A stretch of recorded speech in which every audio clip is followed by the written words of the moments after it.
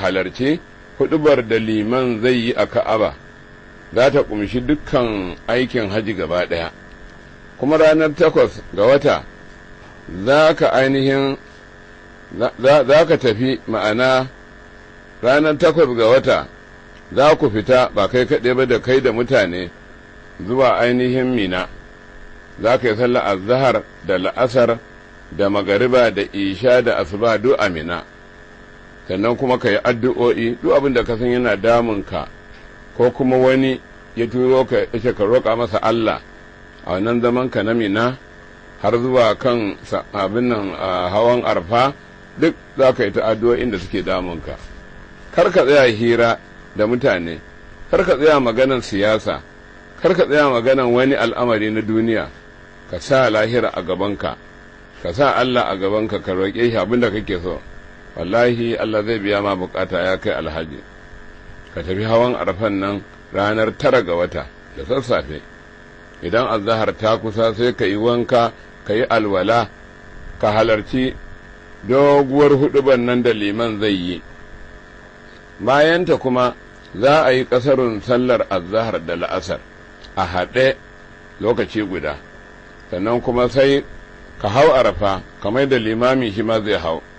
Ka hau Arafan nan da alwala, kana mai yin addu'a, kana mai ƙasƙantar da kai ga Allah. Sai kuma ka tsaya kaɗan a kan dutsen Arfa har duhu ya shiga, ma'ana ba daga faɗuwar rana kawai shi kenan za ka tafi ba. Kar ka tafi ko'ina, ka fuskanci alƙibla kana yin salati ga annabi sallallahu alaihi wa sallama.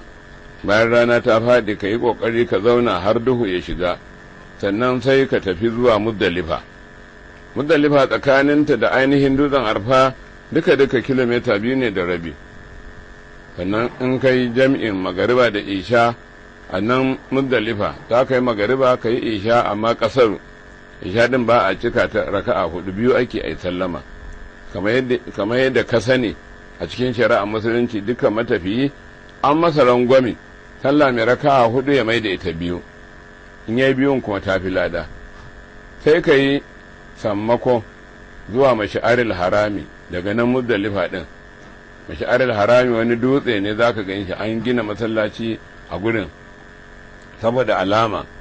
Ka yi addu'a sannan ka wuce zuwa Mina, nan ma tsakanin kilomita 2 ne da rabi. Bayan ka tsinci tsakuwa, ba za ka je Mina ba sai bayan ka tsinci tsakuwa guda 7. Da ka isa Mina sai ka jefi Jamratul Aqaba, wato dutsen da ake kira Shedan. Sai kuma ka wuce Mina, ka yanka hadaya, ka yi aski, sannan ka tafi Makka, ka yi dawaful ifada, wannan shine dawafin farilla kenan. Mutum bai yi shi ba hajinsa yakan ɓaci. To bayan ka yi dawaful ifala in ka gama sai ka yi raka'a 2 a maqamu Ibrahim, sai kuma ka tuɓe harami.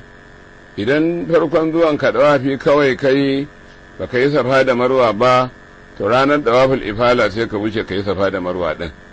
Idan ku ka samu yin safa da marwa, to in kai dawaful ifala guda 7 din nan shikenan.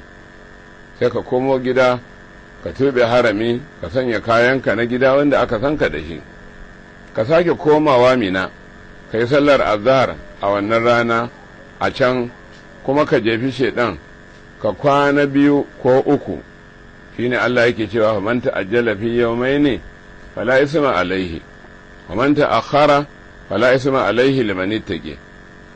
Wanda ya gaggauta ya jifan shedan na kwana 2 kawai ya taho maka, yayi bai da wani zunubi.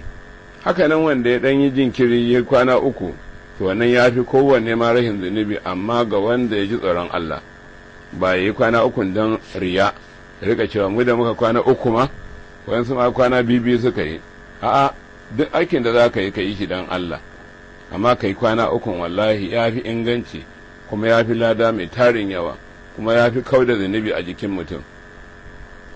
Sannan kuma a Amina din nan za ka zauna kana jifan shedan bayan azhar har wannan kwana 3.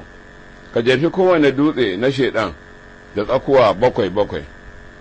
Ka tsaya ka yi addu'a bayan dutsen farko da na biyu, amma na ƙarshen kada ka yi addu'a domin shi ne uban shaidan gaba ɗaya.